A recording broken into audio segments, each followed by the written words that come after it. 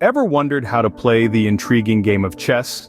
The game that has been the epitome of strategy and intellect for centuries? Well, you're in the right place. Today we are going to journey into the world of chess and break down its complexities into simple, digestible steps. Firstly, understanding the chessboard is crucial. The chessboard is a square board divided into 64 squares of alternating colors, usually black and white. Each square is identifiable by a unique coordinate, a letter and a number. Now to the chess pieces. Each player starts with 16 pieces, 1 king, 1 queen, 2 rooks, 2 knights, 2 bishops, and 8 pawns. Each piece has a unique way of moving on the board. The king, the most important, yet not the most powerful, can move 1 square in any direction. The queen, the powerhouse of the game, can move any number of squares along a rank, file, or diagonal. The rook can move any number of squares along a rank or file. The knight moves to any of the squares immediately adjacent to it, then makes 1 further step at a right angle. The bishop can move any number of squares diagonally.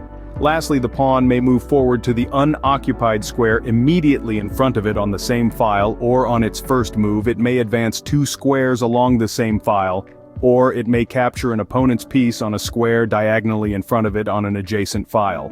Understanding the objective of the game is the next step. The goal is to checkmate your opponent's king.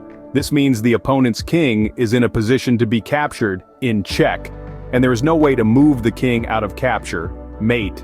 Now let's move on to special moves. These are a bit advanced, but are good to know. The first one is castling.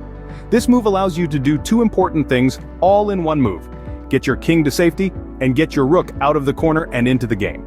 Next is en passant, a special pawn capture move that can only occur immediately after a pawn moves 2 ranks forward from its starting position and lands beside an opponent's pawn. The opponent has the option to capture the first pawn as if it had only moved 1 square forward. The last one is pawn promotion. If a pawn reaches the opposite side of the board, it can become any other chess piece. To conclude, playing chess involves understanding the board, the pieces and their movements, the objective of the game, and the special moves. Remember, like any other skill, becoming good at chess requires practice.